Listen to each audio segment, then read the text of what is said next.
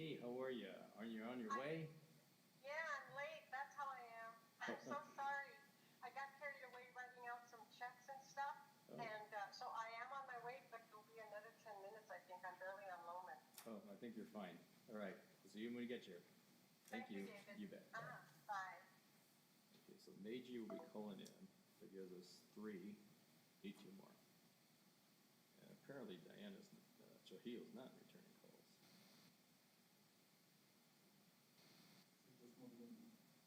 She, what's that? I know. I was about to say that because that was when I got back. That's her name.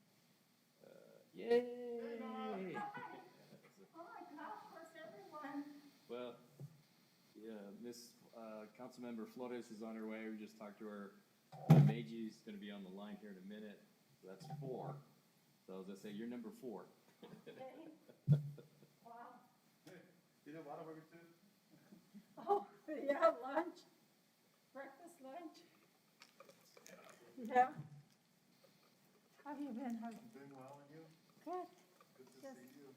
lots of. Look on the cold. It's crazy. It's crazy, yeah. Oh my gosh. That's Our, why the room is so sparse today. our court clerk was positive. So judge came in and said he might close court. Staff, family members, COVID. It's Yeah, that's everywhere. crazy right now.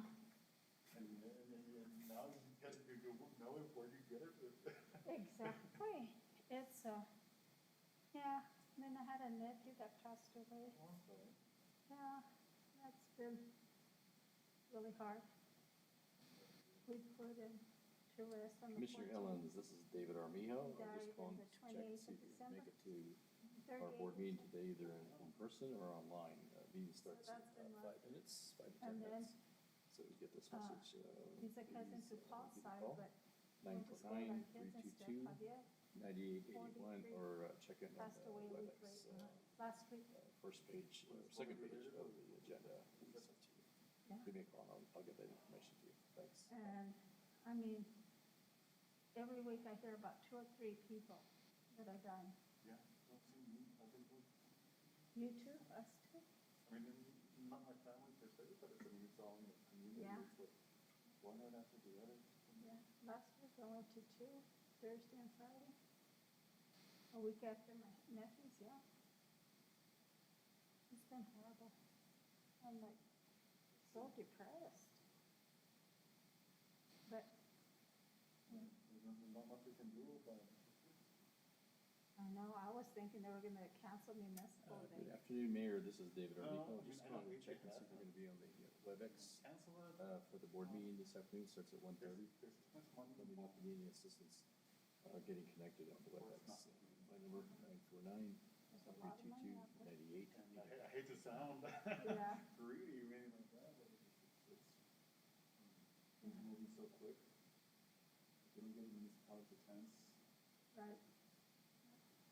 I only have one recommendation for municipal. We should have had the luncheon like Thursday instead of Friday after the session, so we could all head home early Friday. And I was going to recommend maybe us having our directors meeting prior to them, I thought I had seen the director meetings on Big 11. 11, after our session. And then usually, you know how the staff stays around for lunch and then heads back home. Yeah. We're gonna have our board meeting right afterwards. But for next time, you know, for the Yeah. future, maybe we Those can two people all gonna meet do it them. on Friday? No, I thought it was like it's earlier in the week, no? Oh, it's always been on See, Thursday, Fridays. Friday? So I thought maybe we could have like, for the, prior to the reception on Thursday night, after lunch or something, Yeah. because everybody's already gonna be there anyway. Have it earlier versus later. No. Yeah. Not only that, it leaves whoever wants to stay Friday after the session to meet with legislators. No, you're right, it is that close. Mm-hmm. I was talking about stuff, well, I have my board meeting. You guys are gonna be done by noon. I still have my board meeting. If y'all wanna go early, but I'm not. Right, right.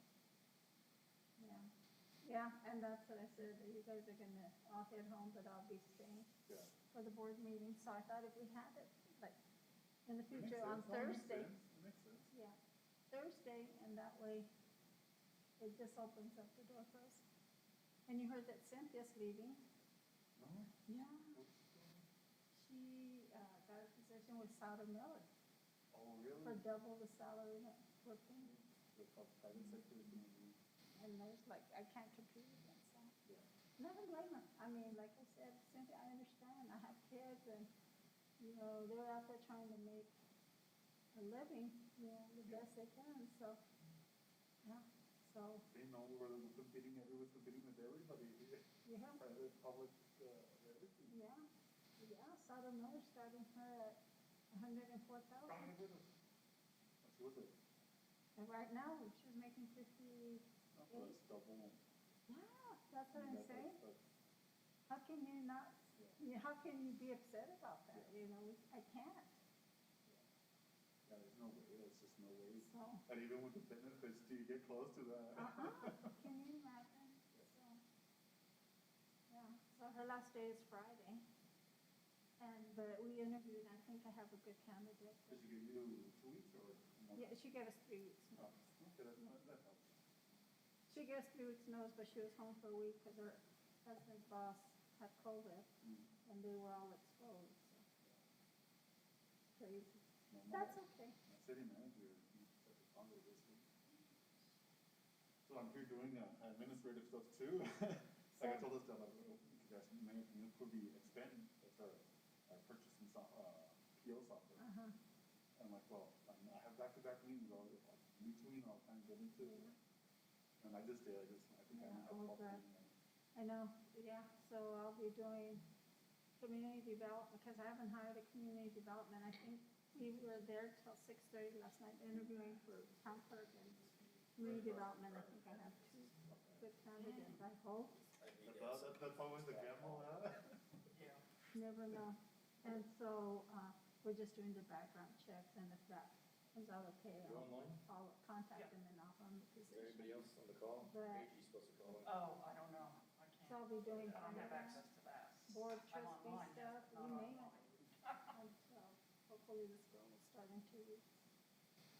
So, oh well, you know, just go with the flow.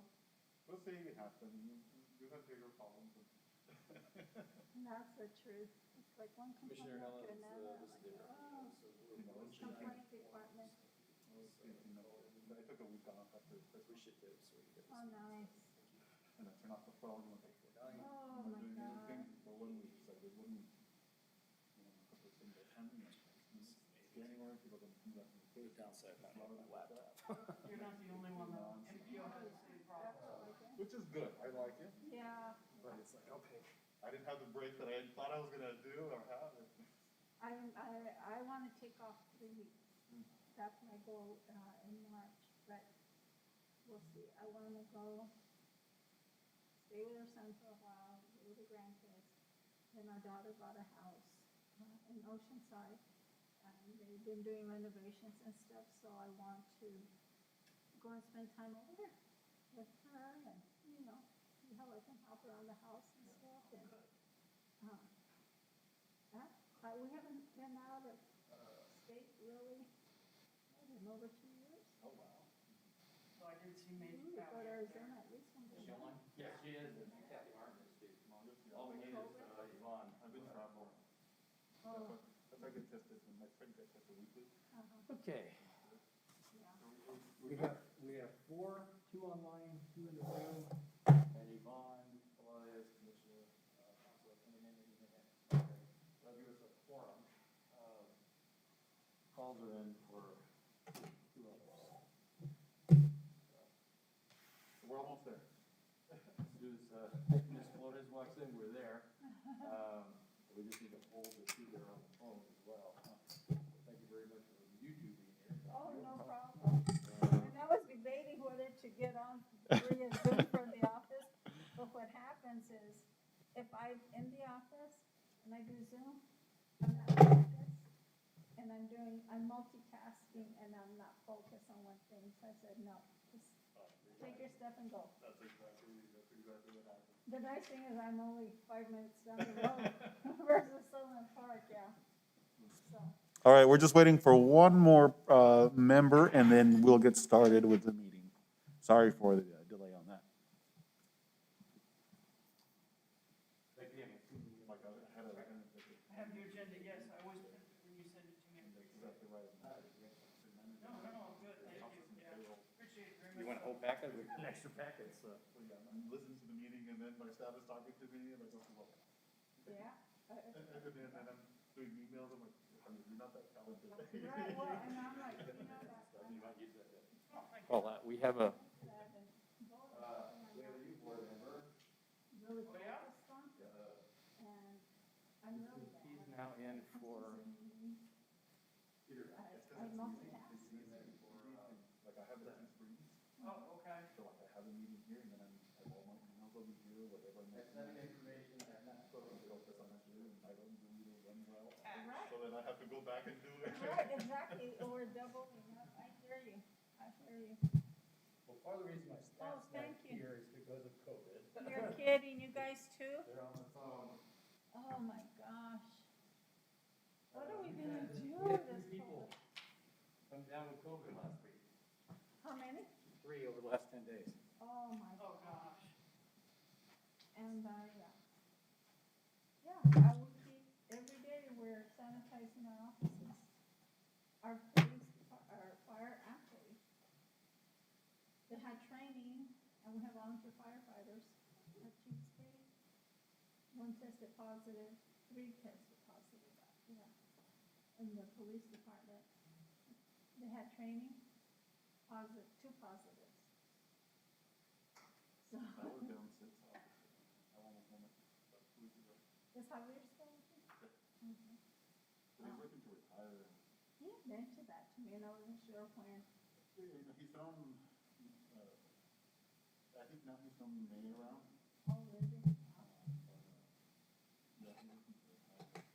Our chief, fire chief is looking into it. Yeah. What can we do? How's your new boy? Good, well, the first I meeting, heard this hesitation. well, the thing is, I haven't had a chance to engage with him yet, because the first meeting we had the cannabis issue on it, Oh, and then cannabis ordinance, and then, a zone, for the entire area. So it was a very long meeting, because it was public hearings. oh, wow. So, I mean, it was a long meeting, and at the end, we were all tired, so I think we did it well, meeting at night. It was right after they left. And then the second meeting, I have a vacancy, so we discussed that. So one You didn't have a show up vacancy in at council. the council? Yeah. Really? How's that? One resigned Oh, wow. in last August, and,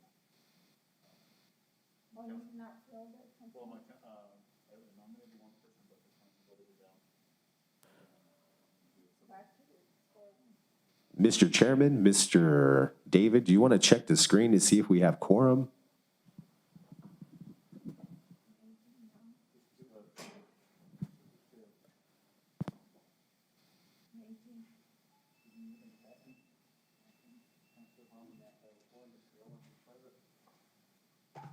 All right, I think we just got a quorum. Wow. We're all female. Well, just like the. How are you? Well, they're mayors, it's all 5 of us. Thank you. Interesting. Oh, we had to very quiet. Not a lot of work. You've gotten used to that spot.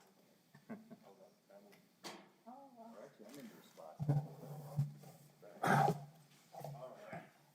I think we are good to get started. We do have one more member showing up here shortly, but we can get started in the meantime. Welcome all to this regular meeting of the South Central Regional Transit District. Today is January 26, 2022. It is 1:42 p.m. Excuse me. This session is now in order. If you can please rise for the Pledge of Allegiance. Mayor Barras, if you can lead us, please. Thank you. I pledge allegiance to the flag of the United States of America and to the republic for which it stands, one nation, under God, indivisible, with liberty and justice for all. All right. If I can have roll call, please. Javier Perea, Present. Nora Barraza, Here? Meiji Powie,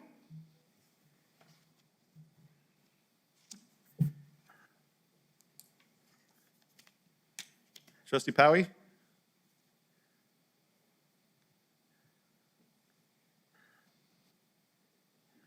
well, I do see that she's online. I'll move forward. Yvonne Flores, we hope is headed our direction. Lynn Ellens,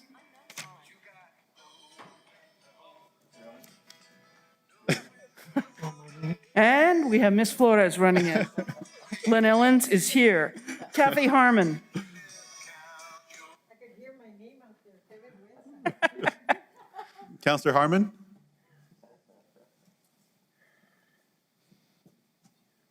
All right. we can see she's online. Diana Trujillo is absent. Peter Atencio is absent. You have a quorum. All right, I do need audio confirmation that they are present. I feel like Trustee Powey's trying to speak because I know the line turned. I am, and I'm unmuted, and I don't know what's going on. Let me call the phone number. There you are. We hear you.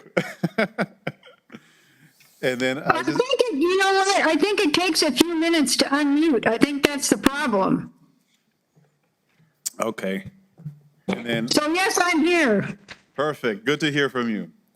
So we do have Counselor Flores present, and then Counselor Harmon. Can you hear us? Yes, I'm here. Okay, perfect. You're there. Fantastic. All right, we move on to item number 4 on the agenda, which is approval of the agenda. At this time, I would entertain a motion to approve the agenda order. Mr. Chair, Madam Mayor, Mayor Barraza makes a motion to approve the agenda. I have a motion on the floor made by Mayor Barraza to approve the agenda. Is there a second? Second by Flores. Motion has been seconded by Counselor Flores. Discussion on the agenda order? Seeing and hearing none. All those in favor say aye. Aye. Aye. Aye. All opposed say nay. Abstentions? Motion carries unanimously. The agenda order has been approved. Item number 5 is public input. Do you have any public input? Seeing and hearing none, move on to item number 6, approval of SCRTD meeting minutes of November 24th, 2021. Mr. Chair, Mayor Barraza making a motion to approve the SCRTD meeting minutes of November 24th, 2021. I have a motion on the floor made by Mayor Barraza to approve the minutes. Is there a second? Second by Flores. Motion has been seconded by Councilor Flores. Discussion on the minutes. Seeing and hearing none. Let me have a roll call vote on the minutes, please. Javier Perea, Yes. Nora Barraza, Yes. Meiji Powie, Yes, Yvonne Flores, Yes. Lynn Ellens, Yes. Kathy Harmon. Yes. Thank you. Motion carries unanimously. The minutes for November 24, 2021 have been approved. Moving on to Executive Director's Report.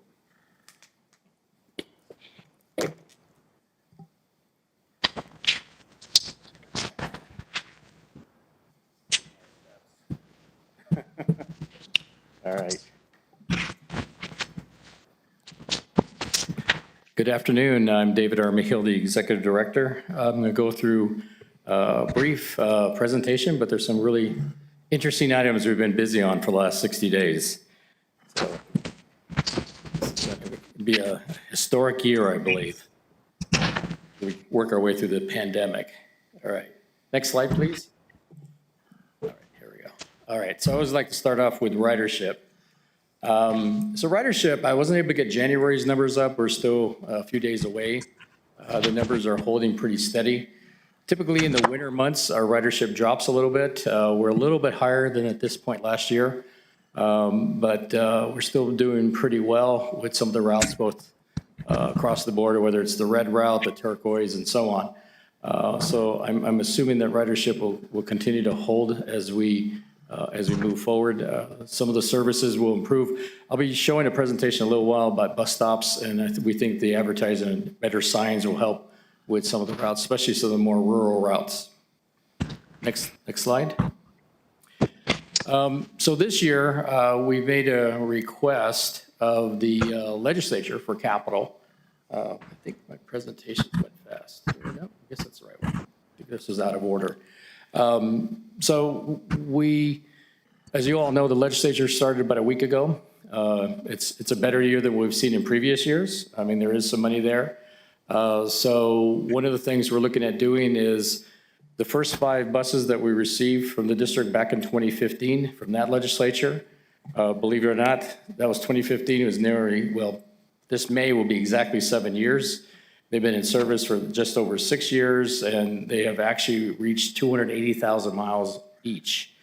And as I'll show you in a little bit, buses and anything you order, vans, cars, anything, everything's backed up and delayed.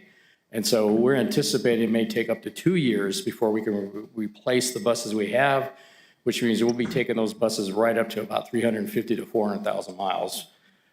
Typically, that's a 10-year bus with about 250,000 to 300,000 miles, so we're going to be exceeding the mileage on it. So those buses have done very well for us, and we had some challenges in the first couple of years, but we've done pretty well with them. So our hope is to replace them now. And so what I'm looking at doing is asking for funds for the legislature to help us with a local match, and then using the funds that will be coming out of El Paso once the funding is known. For the fiscal year that we have right now, there should be enough money to match up those buses. So the buses used to cost $98,000. The ones we have on order this year, we have 3 on order right now, are $135,000 each. And then the next round is going to be $155,000. So prices just keep going up. Are we okay? Thank you.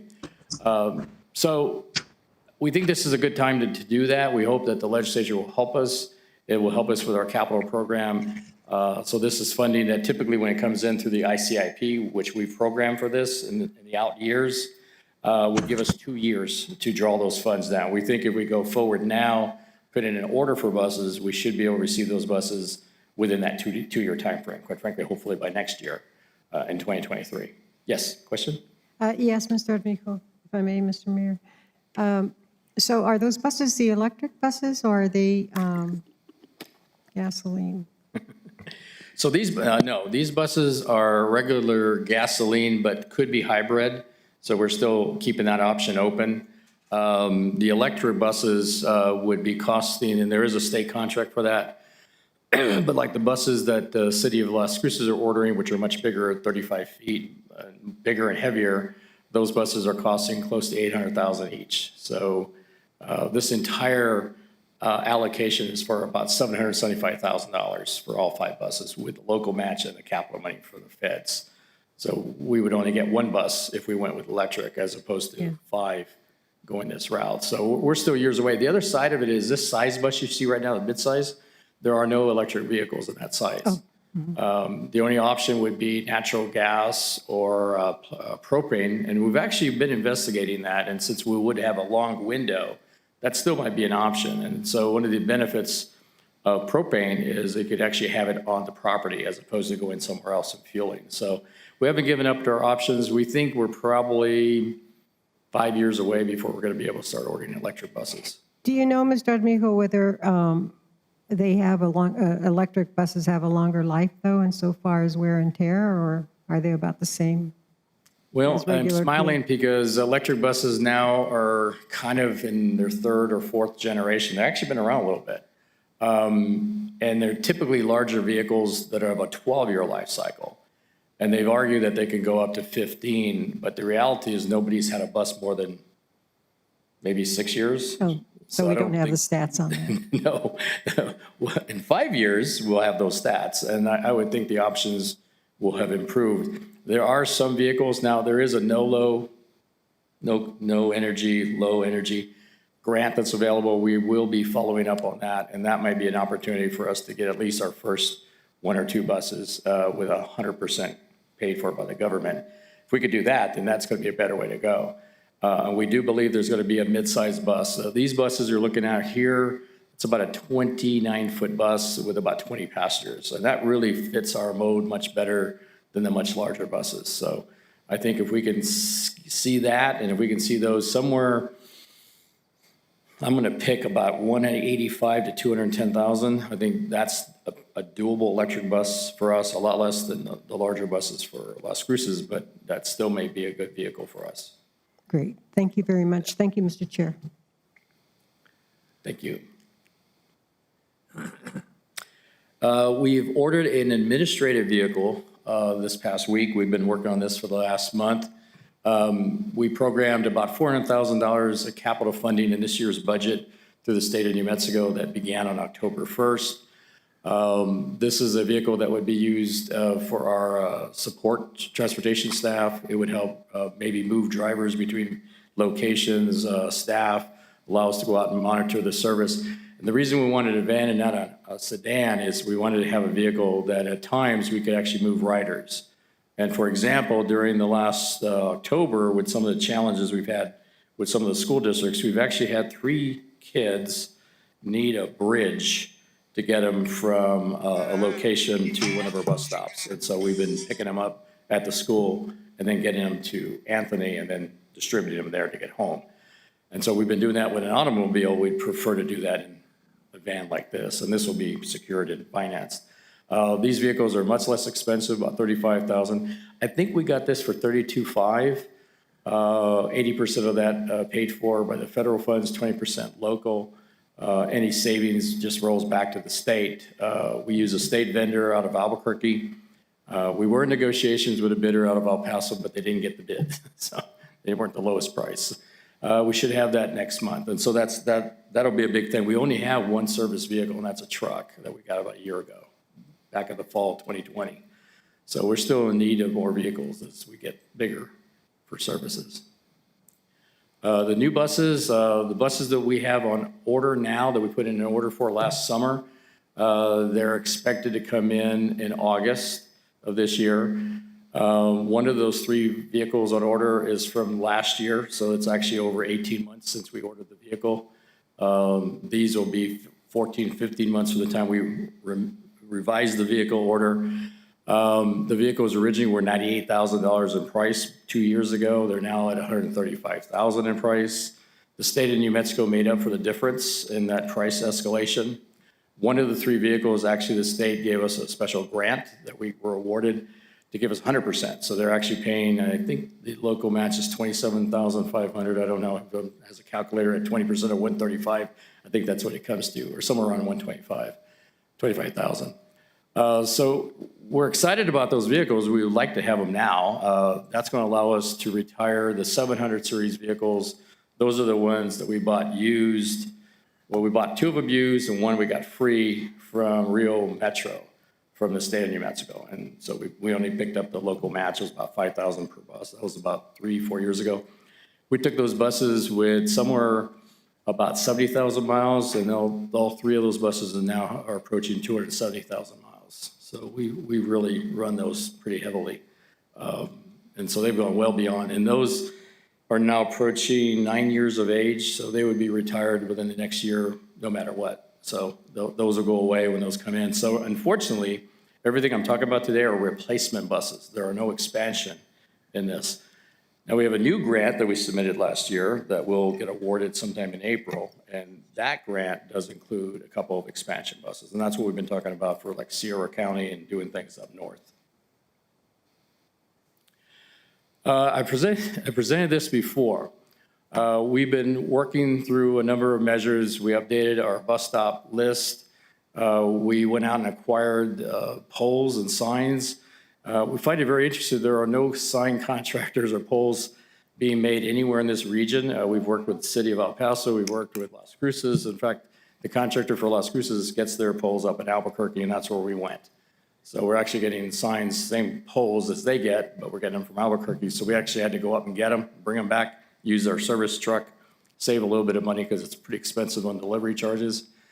Of course, it's expensive to pay for the fuel and labor too. So if we could do it cheaper, I can tell you how expensive it is to deliver.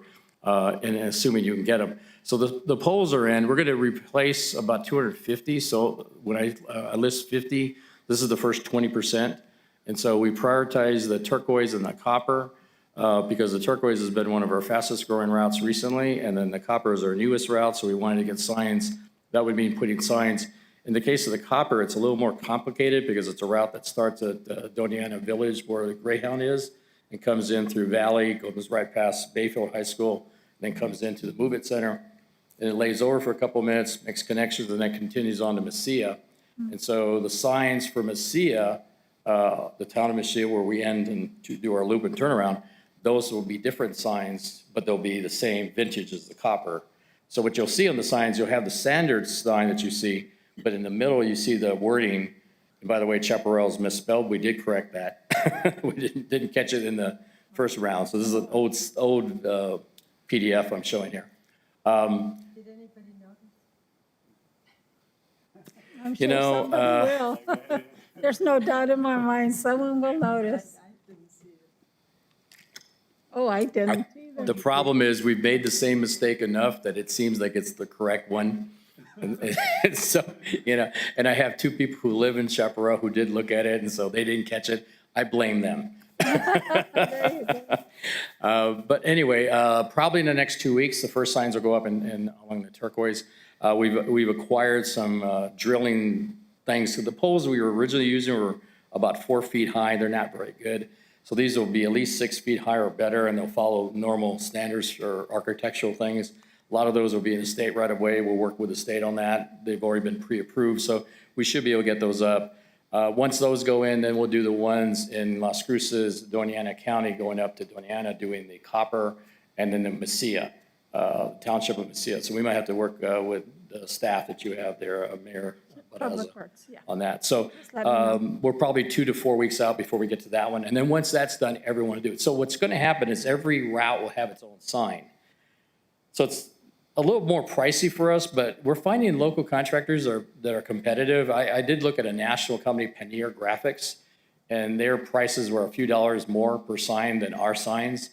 And they were one standard sign. It's just generic. It would be that sign without anything on it.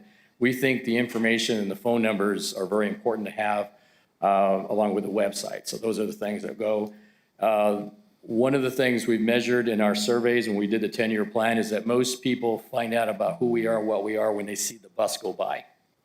So having signs in place that they see all the time with our information on it, we think that's a huge step forward, even better than the bus. So we'll see how this works out for us. And we think there's a lot of opportunities because we know there's a lot of people who could use the service that perhaps don't know the schedule. Mr. Chair. And the schedule is available on Google Maps. Yes. Oh. Thank you, David, again. Thank you, Mr. Chair. Do the signs have the actual times that they're going to be stopping at that particular stop? No, we Or have do- some nothing? different signposts for that. We've got about 10 of those, and so those are going to be updated too.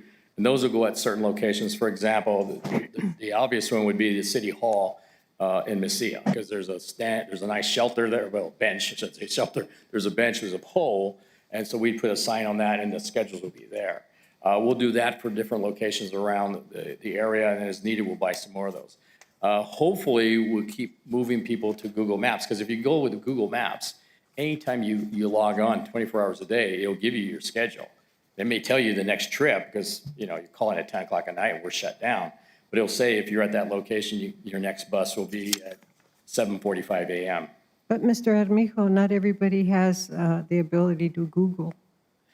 I mean, either computers or broadband or whatever, the lack thereof. You're absolutely correct. That's also part of the problem with our country and voting, getting people to vote because they don't have access. But we did find out through the 10-year plan that vast majority of riders, especially people who completed the surveys and whether they did it by phone or whatever else, that they did have access. Yeah, and especially the kids all have the phones. They all have. But those were the They love people, our buses because they can save their time and use our. but those were the people, the population that did respond, probably because they have the wherewithal to do it. So we're probably still not hearing from portions of our respective populations? We absolutely are not. You're correct. And in fact, I think our next step is, and I just sent the email to the graphics persons that came up with these signs, we'll start looking at Pathfinder signs. And so the Pathfinder signs are a much bigger sign. We'll have to work with local city governments on that. So it's almost like a billboard, but not that big. But these signs are, as you can see, the mesh in there is that, trying to see the sign, I can't see the map, my glasses. So it's roughly 31 by 13 and a half. So it's a pretty large sign. These are comparable signs to what Roadrunner uses in town. And this has become the standard around the country, or best practice. I don't think there is a standard, but best practice. So we're looking at a sign much larger than that. And so we're going to kind of work on some processes around the country that works. So I'll give you an example. If you're in Anthony and you've left the transit district and you're starting on your route, as you move down 404 road, you'll get to there's like a round and robin, what do you call them, the turnarounds. And as you come across that, you'll turn down the street to go to Lisa Drive. Lisa's the main arterial until you get to Country Club and work your way to McNutt or McDale, get those confused, all going into El Paso. But when you come down Lisa at that point, that's when there'll be a sign that will say SCRTD, Chaparral, bus route, the turquoise route, and the information you see there. But a much bigger sign, and it'll be two-sided. So we see it on one side, you'll see it on the other side. We'll do the same sign coming in from El Paso into Chaparral. And we'll start doing the same thing when you get to like Hatch and you get to different areas of Mesilla and different parts of the state. I think the idea behind that is to have a better identification of the service area that we have. Now, I'll tell you, measured out mile by mile, it's 115 square miles, and that's probably going to go up this year as we look at our service from last year. But my point to that, we can't put signs everywhere, but we can certainly put signs at major traffic points that we can do. And I'll send out a note on that. I'd be happy to get any input where people think we could put those. I think the one in Chaparral is obvious. It may not be as obvious on Anthony and some of the other communities. But I think this will be a big play for Sunland Park, Santa Teresa, and some of the communities down south. But certainly as we go further north, and especially as we start to move across Sierra County, having people know that there's a bus like the green route that's in Garfield and in Hatch is very important. Because that might be the only sign they're going to see that's out there. So, Mr. Chair, apropos of routes, the colored routes, your notes indicate that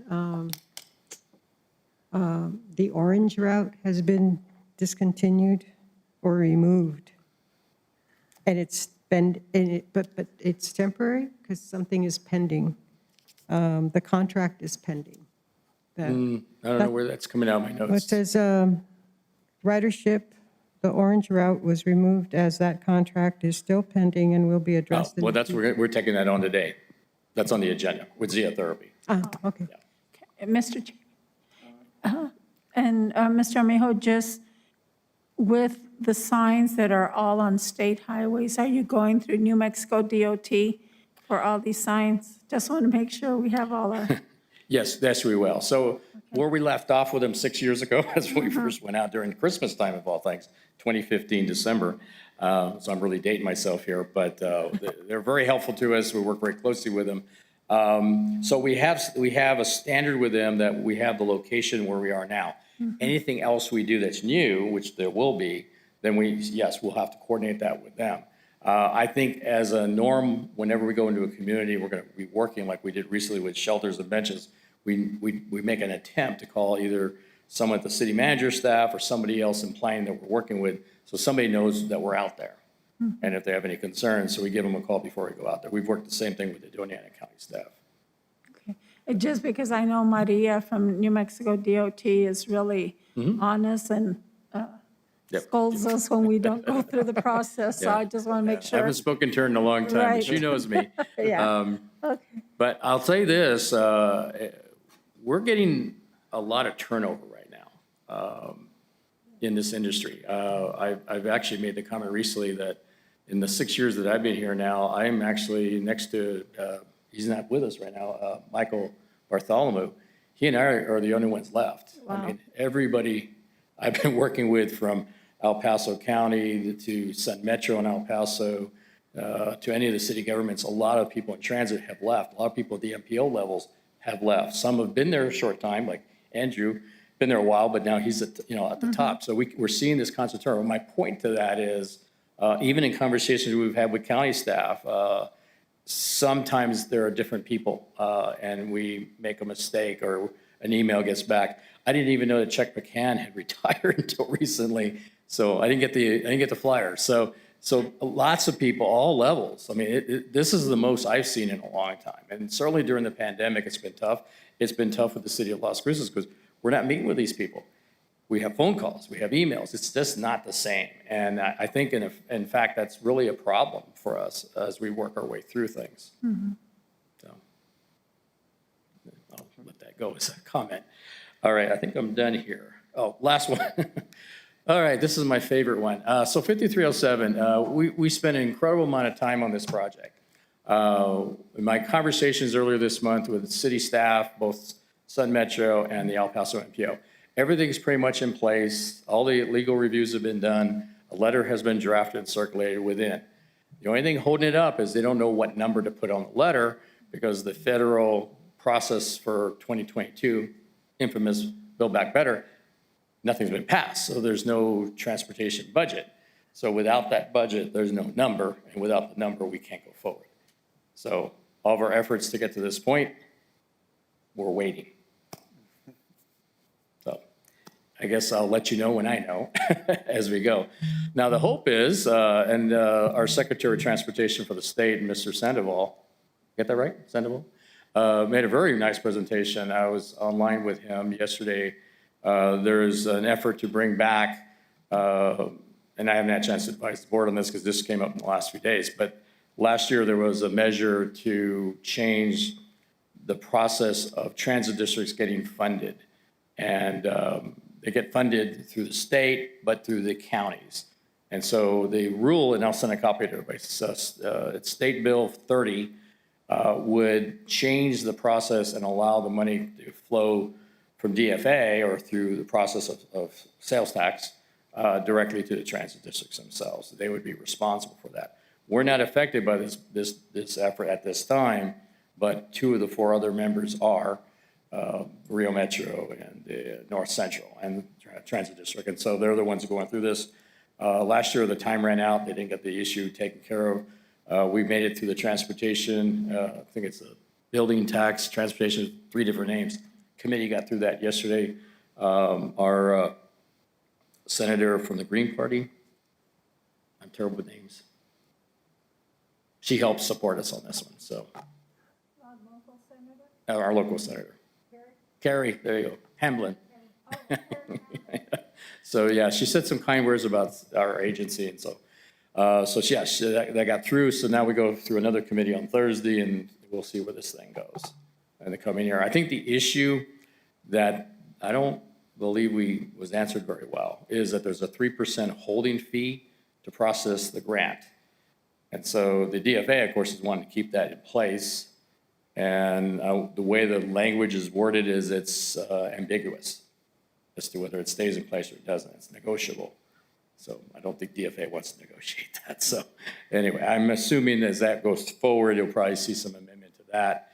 But it's ultimately in the long run, it might be a good thing to have, because if not, if we were to ever do a sales tax initiative here locally, then the funds would flow to the county of Doña Ana, then Doña Ana would have to release it, and or Sierra County or Terra, whatever, depends on what our region is at that time. So I think it's a good thing to have, so we'll see where that goes. So that's the end of my presentation. Mr. Chair, I may. Go ahead. Your microphone. Next week, we will be going up to, yeah, it is next week, to Santa Fe for the New Mexico Municipal League Day. And we are going to be meeting with some of our representatives, senators. Is there any message or any particular project that you would like us to mention to our legislators as we are up there? Yes, and in fact, the 5 buses and the 225, I have a program, a fact sheet for that. I can make that available to you all. So I was going to try to get that out to the to all the members tomorrow anyway, but I'll certainly make sure I send it to the board first, so I'll get that to you probably this afternoon.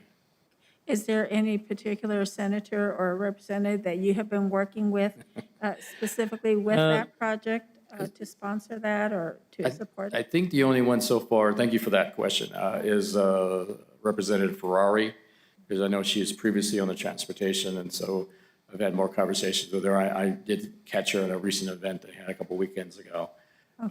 So she's aware of that. Sharon Thomas was present, so she also spoke to her, as well as Lieutenant Governor Morales was there for that event. So I think Ms. Thomas was able to speak to him directly. Okay, very good, thank you. But talk to them all. Yeah. Talk to all of them. Well, Get a chance. and to remind you, when we asked for the money in 2015, it was a big ask. That was $440,000 for 5 buses at that time. That was a lot of money. So that required an awful lot of support from the district members. Even this year for 225, with 11 members, the senators and representatives would require each to put up, quite a bit, at least $20,000 each. So they have a lot of projects to fund, so that's a lot. So this 225,000 are for replacement vehicles. So, because what I'm trying to think is how we can engage the representatives and senators from Sierra County to support some funding for new buses and, get them on board so that we can provide that service up north, but that's not part of your capital outlay request at this time, correct? Thank you very much. That's a very good question. It's not part of this request because I've already put it in for the request for next year's budget for the state. And so that's only a few months away. We'll know in April, May, if we get all of our requests for bus funding. So that's an opportunity there. And if any of the other buses come in any sooner, then, we could keep an extra bus. I mean, we could be in a position where we could free up a bus in the next few months. That's more likely to happen than probably going this other route. I think securing the money from the legislature now is necessary because we should be able to secure the funding from El Paso soon, and that's closer up front. And I'm already been working with the manufacturers to order buses, but that's just the replacement. So I think if you look at our 10-year plan in the financials, it's identified as a high priority. And so, fixing the problem we currently have is probably most important than adding new services and whatnot. However, because it's been so many years, adding those new services is very important. I am in the process of working with the state to get another bus that would be available to us soon. It's a used bus. I was going to put that in my presentation. I forgot about that. It's a 2015 bus. It's been sitting on the Indian Nation of it's in Rio Arriba. My mind's blank. Yeah, I was trying to think of the Pueblo. It's got 2,200 miles on it. The bus is almost 7 years old. It just hasn't been used. Wow. But it has an 88 left. It's also larger. It's almost 40 feet. So our thought is to get that bus prepped and over to us. It'll be at no cost. The state's going to give it to us. It'll cost us about $2,500 to prep the bus, but that's not that much. And then bring it down. If we can get that in here and that could support our southern services, that could free up a bus. So most likely we'll have a bus available. So to me, even if we don't get all the money for capital from the state, if we can get more money for operating, then I think we would be able to do something up in Sierra County. Okay. And just, as you all know, I've been advocating for Sierra County, and I think we should be committed to providing them that service as soon as possible. I mean, they've been with us through this whole process, and the sooner we can get, making it a priority, absolutely, making it a priority for this board to start providing some type of a service, even if it's that one bus to service them. But I think we definitely need to start looking into making it a priority. I totally agree. And then again, we should get the 3 replacements by the summer. So even though we would place out one of those vehicles, anything we would put up to Sierra County, we want it to be a newer bus. We don't want to use an older vehicle out on that road. So that's a critical part of the program. And then there's other things and contingencies that have to be worked out with the local partners up there, but that would be the next step. Thank you. You bet. Thank you, Mr. Chair. All right. So I think the budget's next. Let's see if, Well, actually, we have the appointments or the elections. you're right. Yeah, again, we have, it's a chair. I'll leave that. Well, item number 8 on the agenda is annual office report appointments and approval of resolution. Again, already? Where did this year Time goes go? quick, doesn't it? Wow. But I believe we have chair, vice chair, treasurer, and then, is that secretary also? I'm sorry, what? No, do we have, it's chair? 4. 4? Yeah, they're all one-year terms. All right. So the positions again, Mr. Chair? Chair, vice chair, treasurer, and secretary. Treasurer. I think we need to revamp this to, I don't think, well, maybe it's a conversation for later. bylaws set any limitations on the terms that can be served? Not that I'm aware of. Can we just, Stay with what we have. Can you and then currently David tell was us? supposed to train me as this is off the record. Can you kind of tell us who has these positions right now? So currently the chair, obviously, I stand in that position. The vice chair, Mayor Barraza. Now, last time it was, you served halfway through, I think, because it was Counselor Jerry LaFont. LaFont from Elephant Butte. And then treasurer, I believe you're treasurer, no? No, I'm secretary. And who was treasurer? It was, Sanchez. no. No? Sanchez was secretary. It was, it's been, Mayor Trujillo? Mayor Trujillo, that was right, that was Mayor Trujillo. yeah, she's had it the last 2 years. Okay. Yeah, because she's here representing Anthony. She's the treasurer and then secretary. Okay. Mr. Chair, if there are no objections, I want to echo what Councilor Flores just said. If we can currently just keep the current slate of officers. Okay. This is Meiji Powie, and I absolutely agree. First of all, we don't know where COVID is going. And I think the stability, it's worked pretty well, even for those of us that don't go down to Las Cruces. I mean, I'd be willing if you guys didn't scare me, but you have like 1,000 new cases every day lately, so. I hear you, Meiji. I stay up in my little 3-acre cubby hole. You're smart. Well, if there is any objection to that, then I'll go through the normal process that we follow. But I would entertain a motion to approve Current slate of the officers. current slate as, the current sitting officers for another term.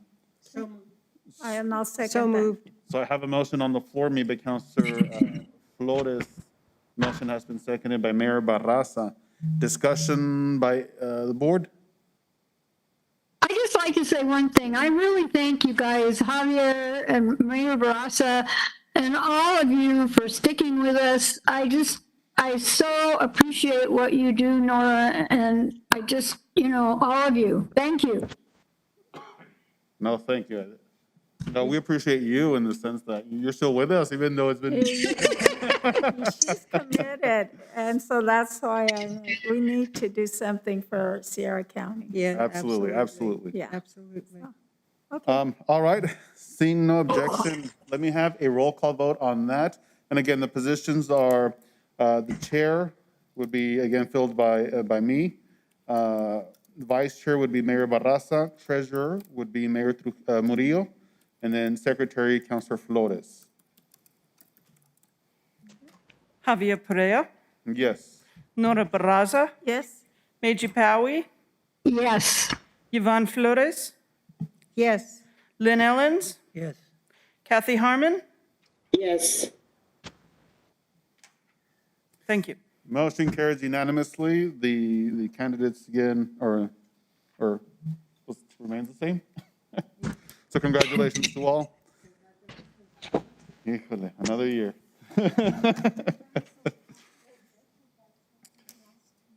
All right, from here, item number 9, resolution approving the SCRTD meeting schedule for year 2022.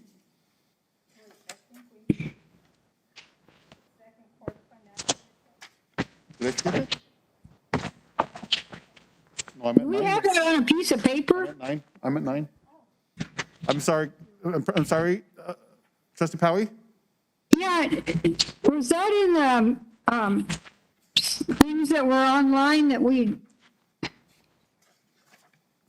Okay, I see the calendar, but it's not, they're not listing the dates. I see it. Okay. I see the resolution. Thank you. Okay.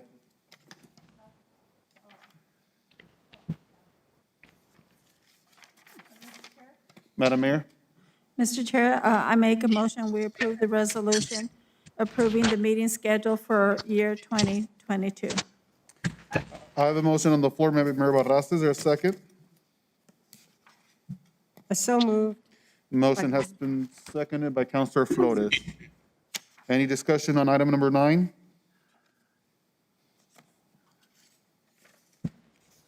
Seeing and hearing none, let me have a roll call vote on the matter, please. Javier Perea, Yes. Nora Braza, Yes. Meiji Powie, Yes. Yvonne Flores, Yes. Lynn Ellens, Yes. Kathy Harmon. Yes. Thank you. The motion carries unanimously. Item number 9 has been approved. Item number 10, discussion and approval of resolution for second quarter financial report. Mr. Shea, I believe, is online. Yes, sir. And you can hear me, correct? Correct. Okay, that sounds good. I apologize. I went out to the car and had flat tire, and it just led to more difficulty. So I'm afraid that I was just not able to make it there. I apologize for that. But I'm going to share with you my screen.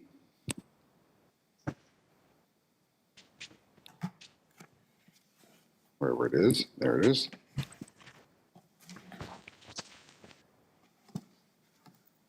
And I hope everybody can see this. And this is the financial report for the second quarter for South Central Regional Transit District. The highlights for this particular, the highlights for this particular quarter is that our bank balance is 84,000. And our expenditures year to date is 896,277.57, and we have completed, or we have. Adam, is there something supposed to be on display right now? There it Okay, is. there it is. All right. Do you see it? Now we do. Now, yes, thank you. Okay. Let me see. The expenditures, we have reached about 45.7% for the year so far. And our revenue, we have received $935,172.38. And we have acquired 39% of our overall budgeted revenue so far through December 31st.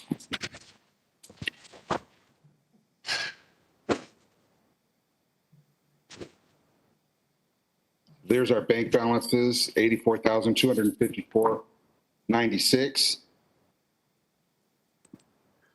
Under our expenditures, a couple of things I would like to highlight. You'll notice column I in this report,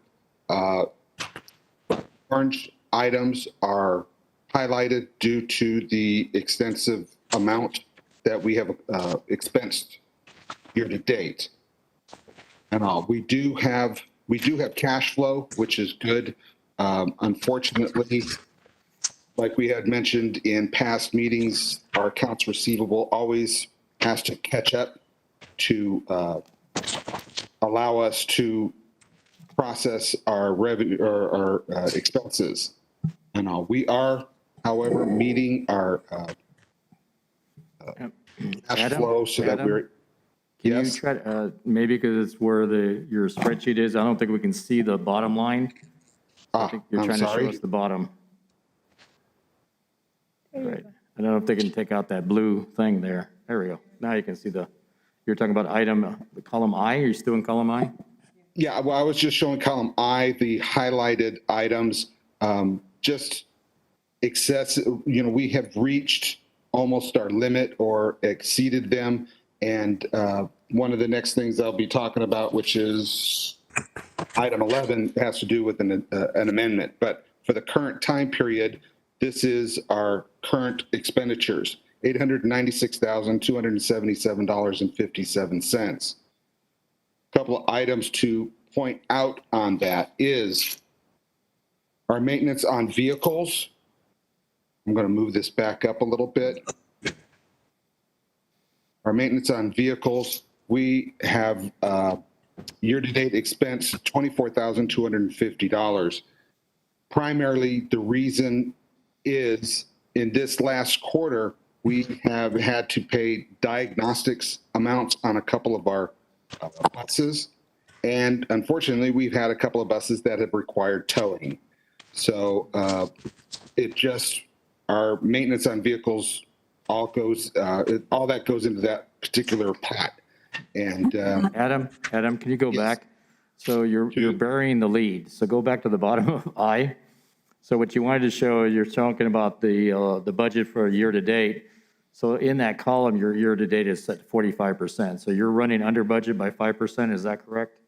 my apologies. Yes, we are about 5% total budget. Yes, I was just pointing out a couple of line items. For instance, our maintenance on vehicles, advertisement, as you can see here, is at 166.74. We only did budget $350, but we have advertised open positions for the company. And another item is our equipment leasing, which you see on line 45, office equipment.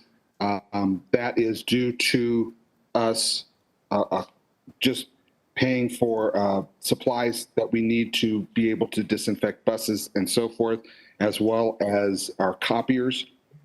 They have quarterly charges for color copies, that sort of thing. So those are kind of the highlighted items. But fortunately, we have not even exceeded the 50%, which you would consider at the end of this, or at the end of this particular quarter. We had 24%. We had reached 24% of the overall expenses in the first quarter. In the second quarter, it's only been 22%. So there has been some amounts that we have been able to control and allowing us to show that 45.7%. Are there any questions regarding the expenses? Mr. Chair, I do have a question. On your Yes, ma'am. audit, it says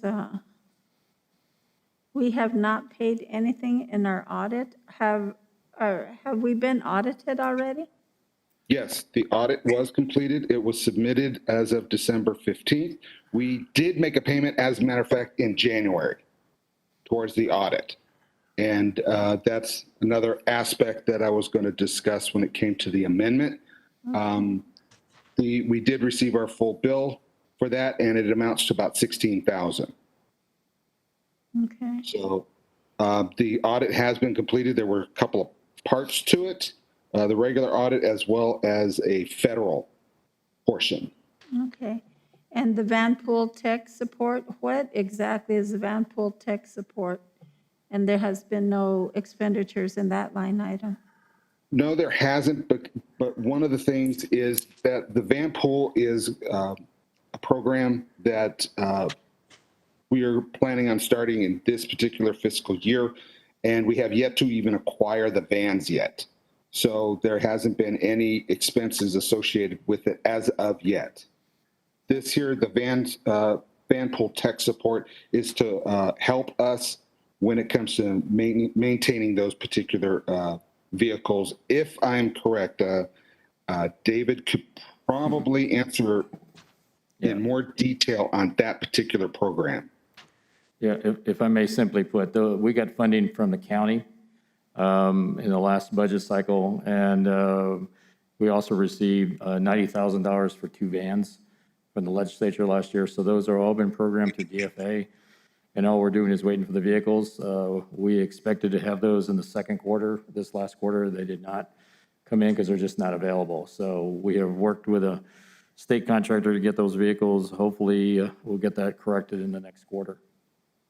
Okay, so let me just ask this. So in terms of new vehicles coming in to supplement what we currently have, how many vehicles are we talking about? Are we talking specifically for the van pool program? Yeah, we don't have any vehicles in the van pool program. Right, no, I mean overall for the fleet. And the reason I'm asking that is because I was looking at the fuel budget, and we all know how the price of gas has gone up.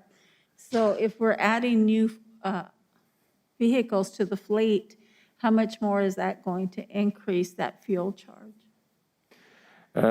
Well, first of all, anything we add to the fleet is going to be a replacement, so we're not actually adding any vehicles. So actually, we'll be reducing them.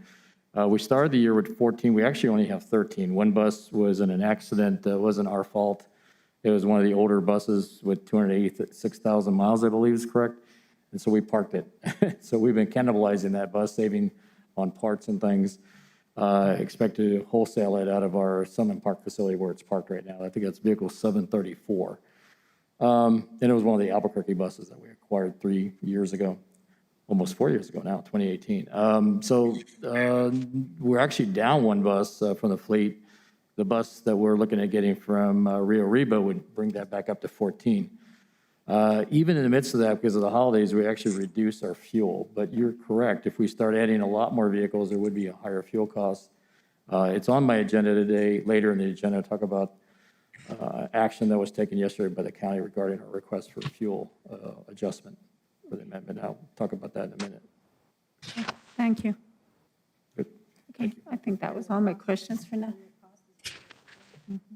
Are there any other questions regarding expenses through December? Okay. I'm going to click on this tab here for revenue. These are the amounts that we have received.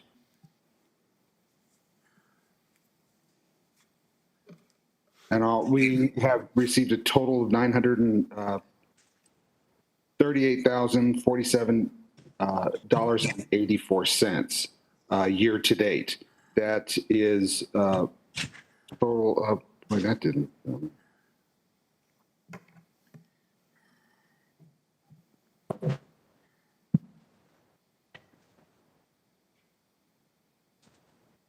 I think my formulas are messed up because I showed a total of 39,000, but that was particular to this particular item. We are expecting another $1,452,811.36 in revenue for this fiscal year.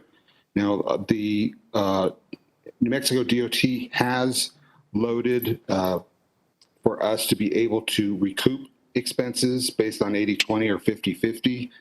But we are still waiting on the capital appropriations items, this section down here at the bottom, to be loaded and used.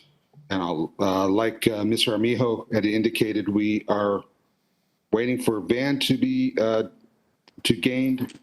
That would be this non-revenue vehicle here, as well as a few buses that we are expecting. And until those particular items come through, we would not receive the projected revenue until that time anyway.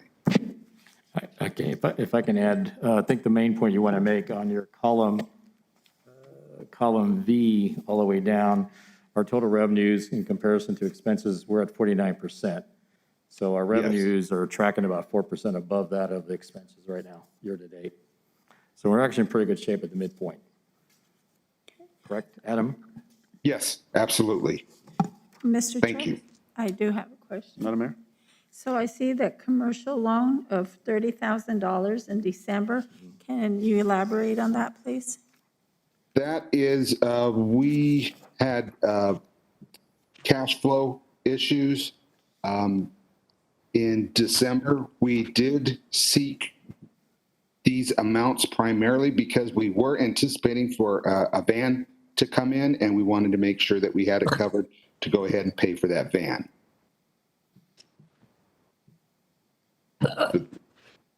And as a matter of fact, the amendments that I'm going to be discussing will include that particular item specifically.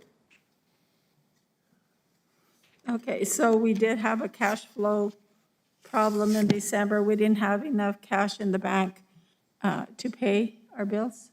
No. Go back to the bank statement, the first page of your presentation. Uh-huh.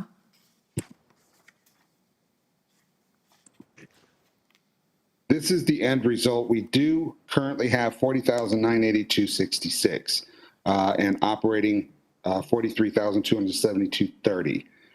This does include the $30,000 that we have received from the commercial loan. At the time, we just wanted to make sure that we had enough to be able to purchase a van because we have been seeking to do this for a couple of months now. And we wanted to be able to pay for the van. Okay. That was the only reason, or that was the main reason that we did acquire or seek out just $30,000 on it. And so once you get that funding coming in, you're going to pay off that loan? We are currently paying off the loan. The balance on that is about $30,000, as a matter of fact. And we will be paying that off as soon as that we are able to acquire the additional funding from the county that Mr. Armijo will be discussing shortly.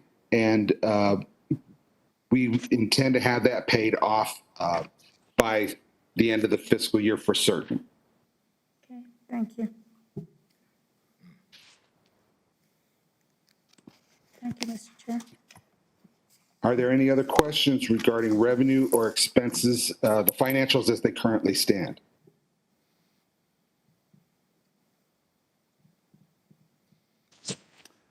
All right, I don't see any more. I don't have any more on the actual financials. I will be discussing regarding, well, as a matter of fact, coming up, discussing an amendment to move things around. So at this time, I would entertain a motion to approve item number 10. So moved by Flores. I have a motion on the floor by Councilor Flores. Is there a second? Barraza, second. Motion has been seconded by Mayor Barraza. Any further discussion by the board? Seeing and hearing none, let me have a roll call vote on the matter, please. Javier Perea, Yes. Nora Barraza, Yes. Meiji Powie, Yes, Yvonne Flores, Yes. Lynn Ellens, Yes. Kathy Harmon. yes, Thank you. Motion carries unanimously. Item number 10 has been approved. Item number 11, discussion and approval of budget adjustment for fiscal year budget FY 21-22. Thank you, Mr. Perea. As far as the amendment is concerned, it is a net amount of $30,000 on both the revenue and the expense side to be able to cover that commercial loan. The expenditures are listed here. I'll show you how they impact everything in the next tab. Under expenses, like I said, there's a net amount of $30,000, which is this commercial loan down at the bottom. And we do seek to be able to move amounts around. If you'll notice up here at the top, for instance, we're reducing the workers' comp by $21,901. Turns out that we had received the full billing and paid the full billing without even realizing it. So we had over budgeted for that particular line item, and it gives us an amount so that we can go ahead and move over. We want to increase our maintenance on vehicles by 10,000, primarily because maintenance seems to be an issue, and we want to make sure that we have everything covered. We do have a bus out that, there are a couple of buses out, but we want to make sure that any additional expense having to do getting that thing on the road, that particular, or those buses on the road, will be covered. Mr. Mayor, I have a question. Councilor Flores? Thank you. Thank you, Adam, Mr. Shea. So when you move money, moving that 21,000 or whatever it was, to pay back that 30,000, under what accounting principles is that permitted? Or is it an accounting principle? Or how is it that you do move that money around? Well, if you'll notice down at the bottom, moving funds around, typically, just like amendment number 1 here, it typically nets to 0. We're just taking a budgeted amount from one line item and putting it towards another line item. And there's, And all. I think my question is how, where's the safeguard in this being a permissible action, accounting action, activity? It's just permissible? It is allowable so that we are able to cover expenses. And typically with the budget, we have a general idea of how things are going to map out for the fiscal year. Sometimes that doesn't work out. For instance, that particular line item for workers' comp. Yeah. And we budgeted 37,000 because that's what we anticipated being expensing for the year. When we found out that we had paid, when we paid the 15,000, we were under the impression that that was only the first half. We were supposed to pay the second half in the second half of the year, in January. And I'll come to find out that we had paid it in full. So we want to be able to take the difference of 21,901 and put it to another line item that we know we're going to have expenses or increased expenses for. Oh, I totally understand how you did it. And I understand that it came from a surplus of an allocated amount that, you paid less for workers' comp coverage. But I was just wondering, in terms of safeguards, in terms of, making sure that money just isn't moved around willy-nilly. I just wanted to know if there's an accounting principle as a safeguard. And basically what you're saying is that money can just be moved around in this matter without, for example, the excess amount, what was it, whatever it was, the excessive amount of the money allocated for workers' comp, that will show, will it be explained in compensating at the bottom, to that item at the bottom of the list? Or how is that reflected? Or how is that explained in the accounting? I don't think I'm making myself clear. No, I understand. Do you exactly understand what you're I'm saying? Yeah. I mean, if I was doing my little checkbook at home and I had written out a check to my insurance company for $20,000 and they send back a check and says, well, they say, well, it was only $10,000. And so I take those $10,000. It doesn't matter what I do with it because it's my bank account. So, I can put it into savings. I can, buy a bunch of ice cream, whatever I want to do with those $10,000. And I would just make a point, and I could deposit it to another account, and I'm okay. But in terms of, I mean, because you as our accountant have a custodial responsibility, and that's what I mean. And I'm not in any way implying anything less except more than just curiosity as to how the moving from one account to another is explained in an accounting manner. In an accounting manner, under generally accepted accounting principles, it is acceptable to be able to move amounts from one expense or account to another account as long as you've got approval. And who extends that approval? The I think board does. This is what this is today. That's what I thought. This is what this is Yeah. today. Okay, That's what I'm, yeah. this So- is a proposal from me requesting that we move these funds so that we can accommodate the expense line items. Right, so because it is our fiduciary duty, I just wanted to make sure that I understood what I would be approving.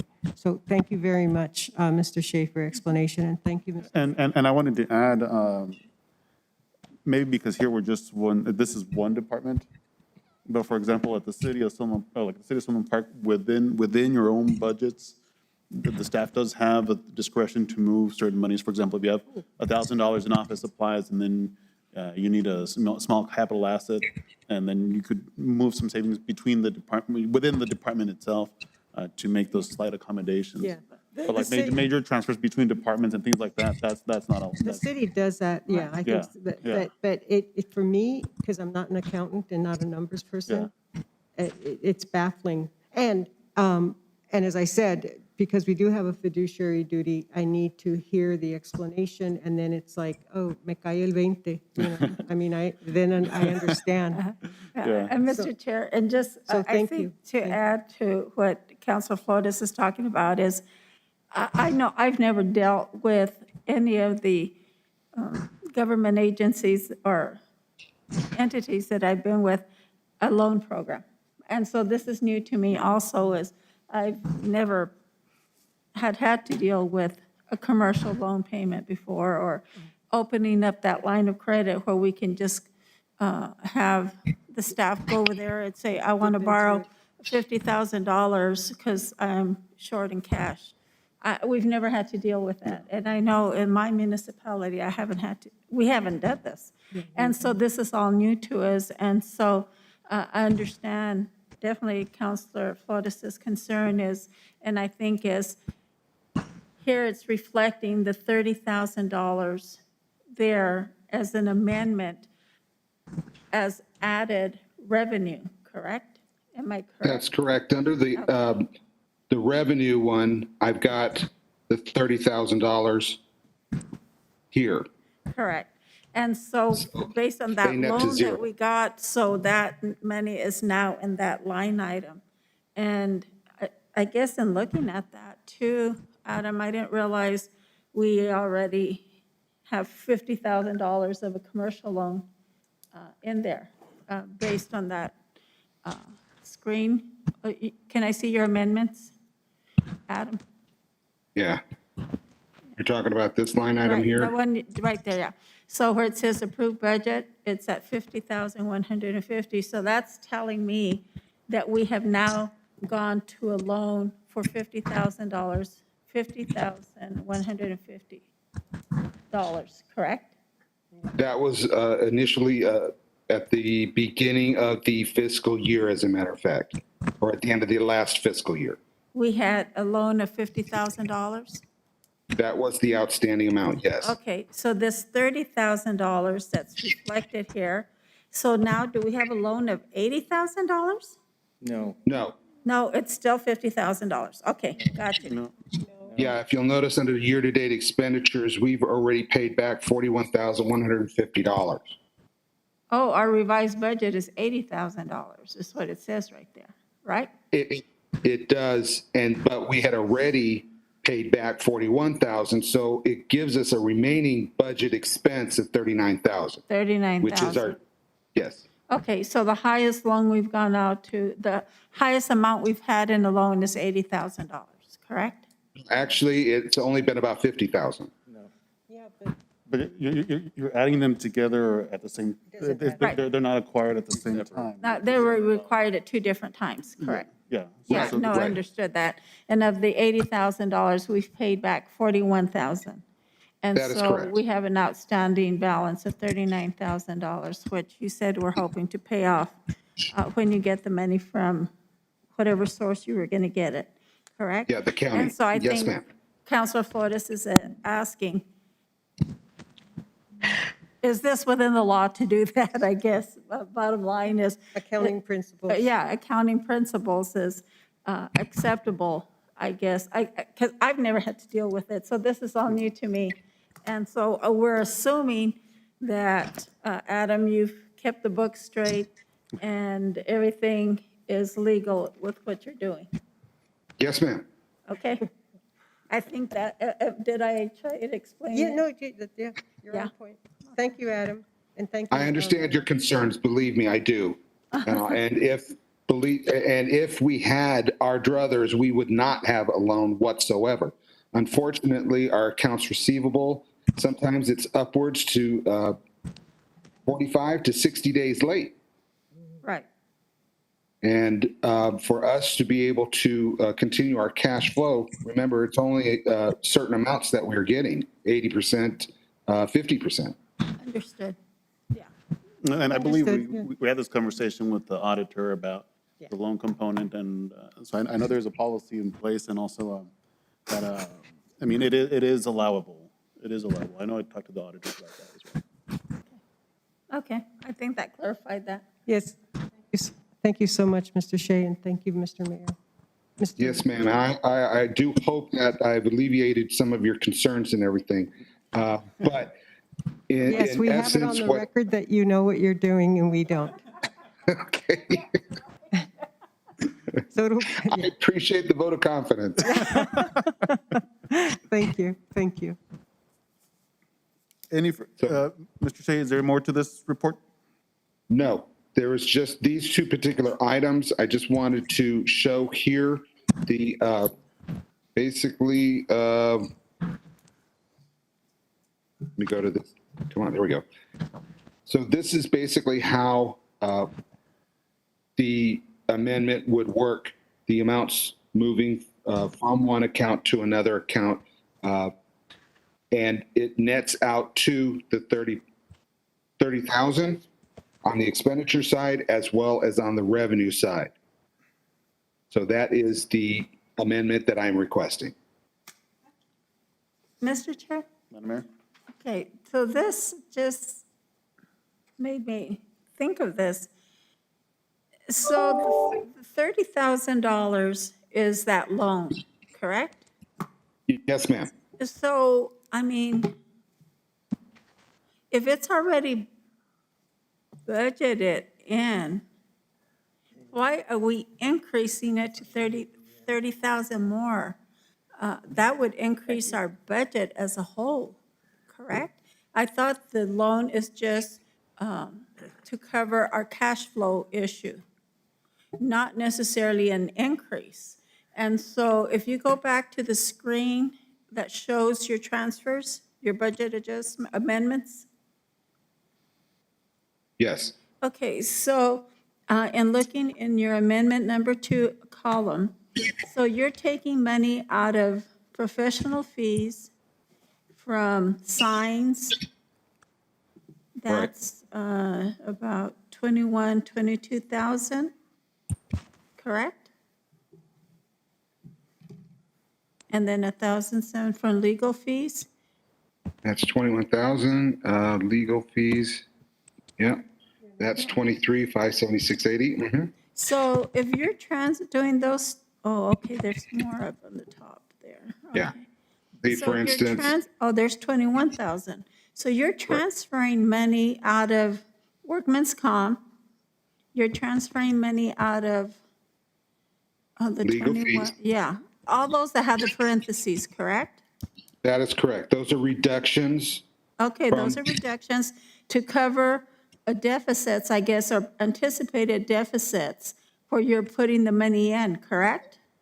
which is the positive items as indicated. So Okay. basically what it is the only thing that is an increase would be the commercial loan. But there's also an increase of 30,000 in the revenue side, which nets out to zero. So forget about the 30,000. The credits and the debits, or the credits and everything in the positive should balance out with everything in the parentheses. That's correct. If you'll notice, the And then- sum and then- is zero. So those should wash out to zero. But that's not Those true. wash out to zero. Because if you scroll up, the 16,008, there's 16,800, 11,114, $10,000 for maintenance. That's already past $30,000. So how can you delete $30,000? Yeah, but then we got this here, 21. that there, that reduces, we got a net of credit of 462.80. So all the items that I'm moving around from the basic budget amounts to zero. But we did receive revenue of 30,000, so and being that that is a commercial loan, we have to pay that back. And that's why I wanted to increase the expenditures and the revenues by 30,000. So Okay. I think what Nora's seeing is, I guess, can you put it here? Can you add? Yeah, To- so usually your transfers out of line items equals what you're putting money into to cover your deficits, So, That's correct? correct. Now, that $30,000, you're treating it as a revenue, a new revenue source, not necessarily cash flow it's going to be an expenditure. deficit. It's going to be an expenditure. So you now have the we're revenue? saying, yeah. Adam, one of these days, you and I need to sit down and discuss this because this is getting more complicated to me. Because to me, when I hear you say it's to cover our deficit of a cash flow, I understand that. But that cash flow, we've already put it into our budget, that we're receiving that revenue.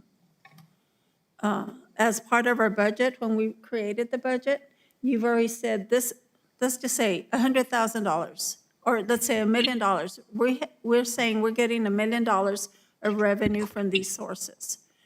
When David creates the budget, these are our expenditures, these are the line items, this is where we're going to put that money, and it's going to balance out to $1 million.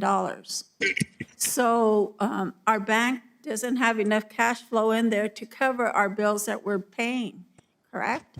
So we've had to go out to a loan to bring in that cash flow to pay those bills. So in that is reality, not that correct. $30,000 is an increase. That is not correct. At no time did we not have enough cash to cover our cash flow, so it's not a correct statement. That was put there in anticipation that we would get a vehicle, have to pay the check for $30,000, actually $32,500, then submit it to the state to get reimbursed. And that would usually take us 30 days to do that. That's why we borrowed the 30,000.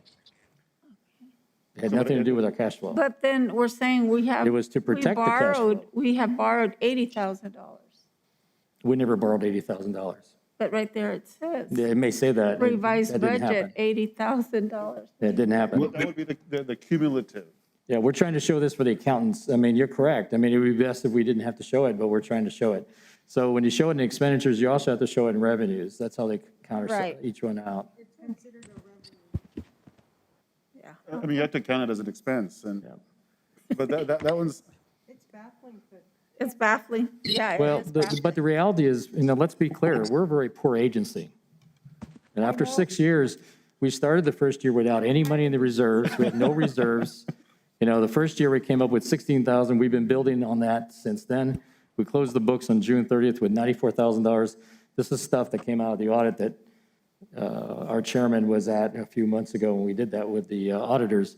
So I will tell you, having managed a $358 million budget in Oakland, having been in a position where I had to terminate the my CFO, because he didn't know what he was doing, having the fact that we owned properties that we never collected revenues, we were owed millions of dollars. I hired a real estate agent to take care of that. So, my frustration listening to this conversation is, and I appreciate the questions, and we should answer them, and we need to do a better job of answering those. But the reality is, we've come a long ways. I fully expect that we'll have our best year. I said that at the outset of this meeting. Our revenues are improving. Adam, I don't know if you know what our bank balance is right now, but I think it was 140,000 earlier this week. So, we are making progress. I think the difference is we're also at mid-year. We've got $400,000 in capital that the state has not yet even put into the account, so we can draw from it. And so that's frustrating to me, and the fact that we get paid so little, so late. So our hope is to start moving quickly on these projects, because to me, the $400,000, especially in vehicles and a renovation project in Anthony, means jobs to people locally. So that's kind of my frustration, that we're not able to get the resources that we need. But I will assure you, we feel like we have a pretty good handle on our budget. It's just unfortunate the way we have to put the numbers in, and working with the accountants has been a challenge. And understood, Mr. Armijo, but like I mentioned earlier, I am not familiar at all with commercial loan programs. And so I just need to educate myself definitely on that, because that's new to us. And as being financial board here also, those are things I need to understand completely. And that's why I'm saying Adam and I need to sit down at the table so he can, I'm a very visual person, and so I just need to look and see exactly how it works so that I can understand exactly what's going on. I guarantee you, you're going to like the third quarter report better than the second. Oh, yeah. Adam's got 2 months to fix that. Okay, thank you. Any further discussion? Did I get a motion on this one? No. No, okay. At this moment, I would entertain a motion to approve item number 11. I have a motion on the floor that has been made by Commissioner Ellens, and that's budget adjustment for fiscal year budget FY 2021 to 2022. Okay, it's resolution number FY 22-14, and I will second that. The motion has been made by Commissioner Ellens, seconded by Mayor Barraza. Further discussion by the board? Seeing and hearing none. Let me have a roll call vote on the matter, please. Javier Perea, Yes. Nora Barraza, Yes. Meiji Powie, Yes. Yvonne Flores, Yes. Lynn Ellens, Yes. Kathy Harmon. Yes. Thank you. Motion carries unanimously. Item 11 has been approved. Moving on to item number 12, discussion and approval of resolution for Zia Therapy Agreement FY 2021 to 2022 in support of Nmdot grant for local match to cover Farebox.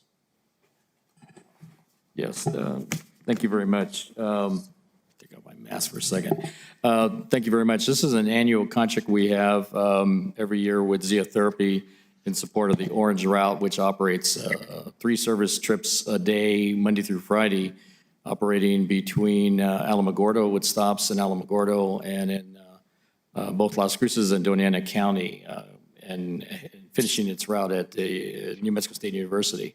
The route has been in service for about 8 years, maybe 9 years now. I know we had people from, yes, we still have Sharon Gilsdorf is online if we have any questions. So the last 2 years have been, of course, unique years of the pandemic, and so this project is usually a 50-50 split of operating costs with the state of New Mexico through that similar grant to what we do, and Zia Therapy is the operator of that grant, which is, of course, on the Orange Line. In the last 2 years, because of the pandemic, the CARES Act funds have been made it possible to pick up 100% of the costs, and so that's paid for the cost of the service operation, which has relieved the local match. However, Zia Therapy has requested our support to offset their Farebox recovery to the tune of, I believe, $3,254.80. And so that's what we have programmed into our budget. We would like to get that approved. We think that's still beneficial to the region. So we would urge your approval of the resolution to Zia Therapy in a contract amount not to exceed $3,254.80. Happy to take any questions. At this moment, I would entertain a motion to approve item number 12. So moved. I have a motion on the floor by Councilor Flores. Is there a second? Barraza, second. Motion has been seconded. Discussion by the board? Excuse me, can I say something? And you're representing? I'm representing Zia Therapy Center. I'm the chief. Fantastic, absolutely, go ahead. Yeah, Chief Executive Officer. In the paperwork, it says for the Farebox, actually, we asked for the money for operating. It's the same amount, but the money is actually slated for operating, not Farebox. Or for admin, excuse me, admin. Admin. That's still Okay. fine. But it was that amount. Okay. Further discussion by the board? Mr. Chair? Madam Mayor? So do we need to change the language on the resolution? Yes, you would probably have to do that, Mr. Mayor. Mr. Okay. Chair. The line. I don't see anything about Farebox on the resolution. No. It's So just the the contract amount is the same. A new contract will be notified. So the resolution looks fine. Okay. Right, I don't see anything on here on Farebox. That was my report. Okay. That was wrong. but So, not so the resolution. resolution should be fine. Okay, Because it's the contract. okay.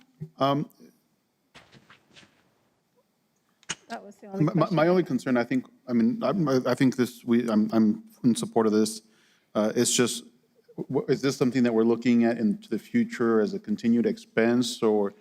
I think that's a conversation that we'll continue to have with both the Zeotherapy and the state. I know we're looking at a contract awards coming in later this year. I'm not sure if Zeotherapy has submitted a grant agreement for the future. Maybe they can comment on that.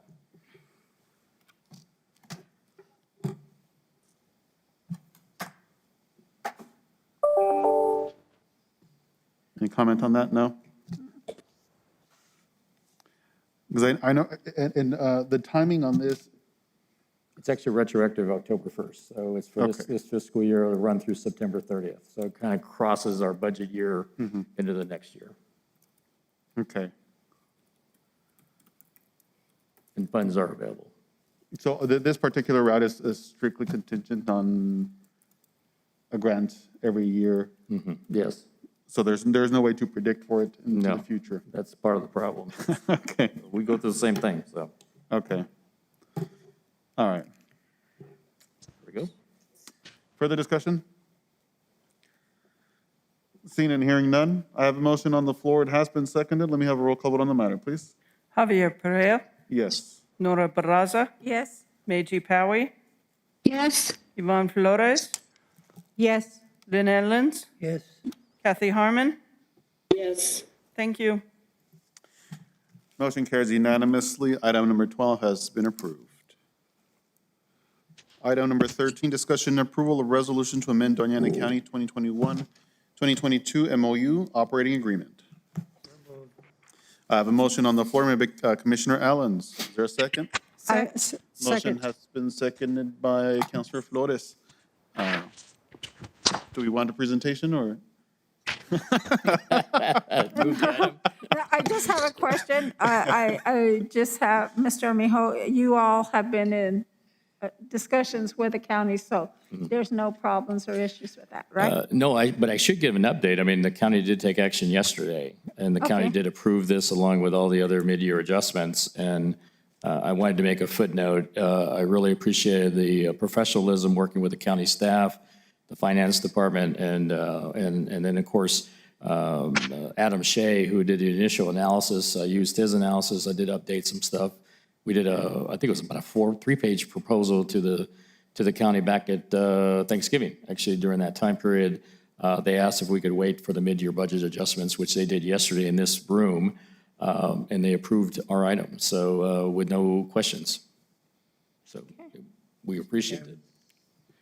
My recollection was it was an $83,000 increase. The increase in gas. I can't hear you, Mr. Allen. Speak into the mic. dump the bread in there. We approved $83,000 Tuesday to reflect the increase in gasoline costs. Thank you. I think somebody put the cart before the horse, however. Well, it still ended up in our favor, no? Okay. Thank you. No, that's fantastic. No, and thank you for your support there, Commissioner. Any further discussion? Seeing and hearing none, we have a roll call vote on the matter, please. Javier Perea, Yes. Nora Barraza, Yes. Meiji Powie, Yes. Yvonne Flores, Yes. Lynn Ellens, Yes. Kathy Harmon. Yes. Thank you. Motion carries unanimously. Item number 13 has been approved. Item number 14, legislative capital outlay requests, FY '22. Thank you very much. Thank you for making the trip. Actually, this should be very brief. I've already covered this, I realized that in my presentation earlier. I'll just reiterate, as I said earlier, that we're requesting funding from the legislature for $225,000. Information went out previously in the information I submitted to the state about a week ago. I will be updating that to the board later today, and then I'll also be sending notes out to the entire legislative committee by the end of the week. That will give a little more details as to why we're asking for the money, how we will use the money.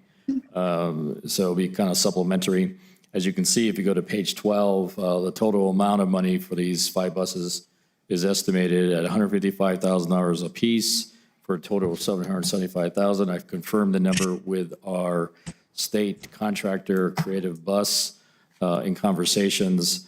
So this is a significant request. It's linked to the fact that we did this back in 2015, and at that time, it was 100% state funding for $440,000. This time it'd be just over 20% of the local match. I think it's around 25%. So it's a big request. We hope that they can get all the money to us, but we have a 2-year window, so even if we only got half the money, it would still be a huge step forward. And that's the end of my request. I'm not asking for any approval on this one, it's just the advisory. Any comments? Thank you, David. Thank you, Mr.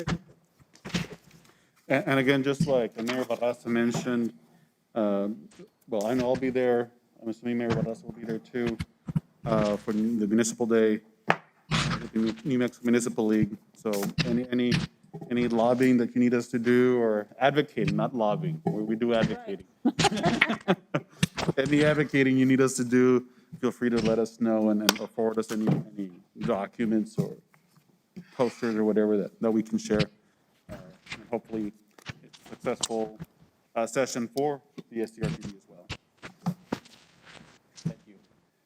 Any further discussion on that? Seeing none, any board comments? Just evaluations, guys?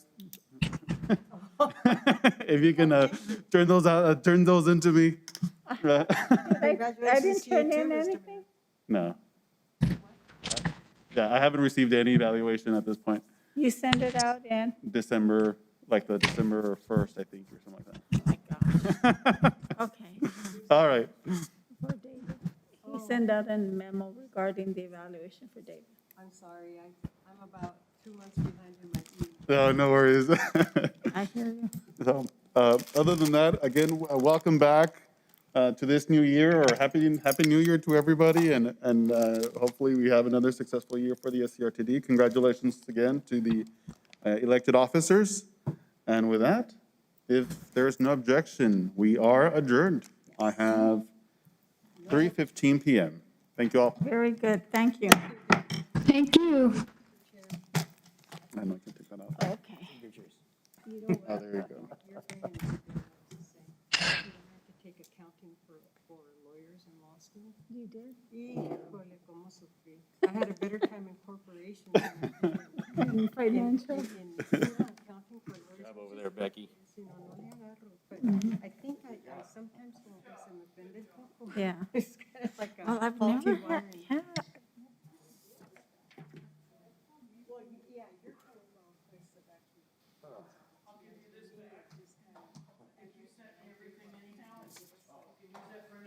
It's.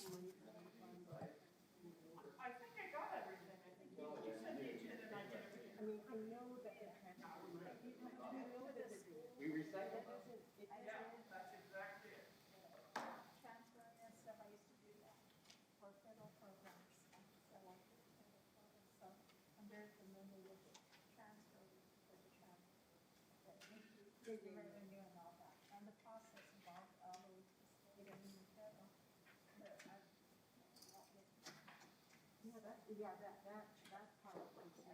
for me, it's just the way. I like it. Oh, thank you. It looks like yours. Nice. Oh, thank you. I can't do this.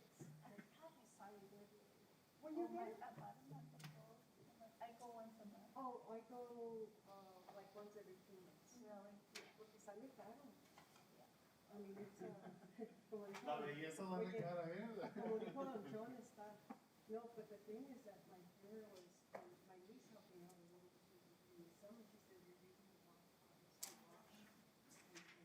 But I go to Whitney. And I go to Ramiro. Or, he's the owner. Yeah. I've known him since he was in my kids. So I know him. Yeah, I'm really happy. But I know I heard for the last time. But I think you're I okay. really. Yeah, I did. Yeah. Yeah, well, I did the roots and the haircut and the one By the time you leave it.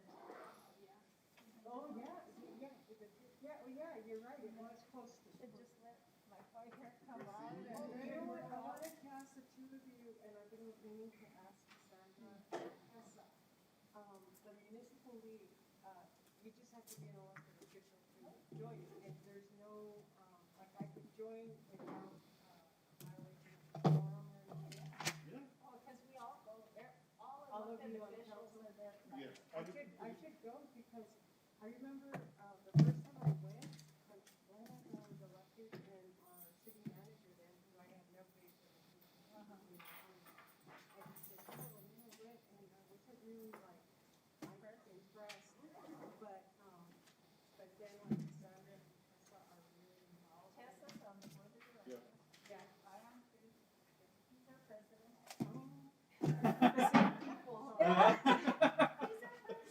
Oye, las mismas caritas.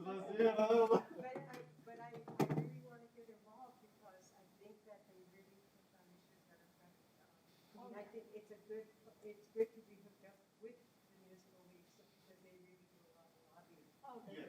And we just go up there to, I don't know what. Yeah, I mean, that's the focus. I mean, So what, and I'll talk to Tessa because she's planning on being up there next week. yes, correct. And then I had made plans to go for Las Vegas, Santa Fe, you know that. Oh, yeah.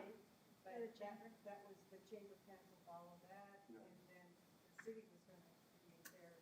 Like, remember, you probably broke it, pick up, Roberto's, Oh, the luncheon and dinner, stuff. yeah, they were there all day.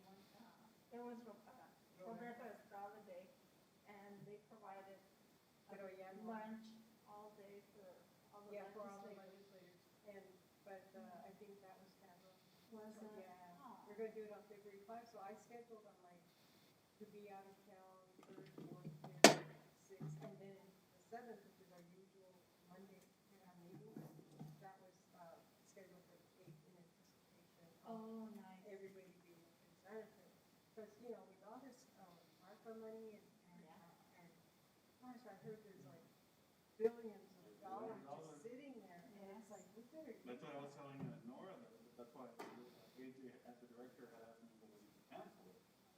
There's too much money at stake Yeah. for us municipalities not to be there. Yeah. So if I were, and I think we're all on. You're a member, right? So Yeah. if I go, I should talk to Tessa and. Oh, just make sure that, But who does your registrations and stuff?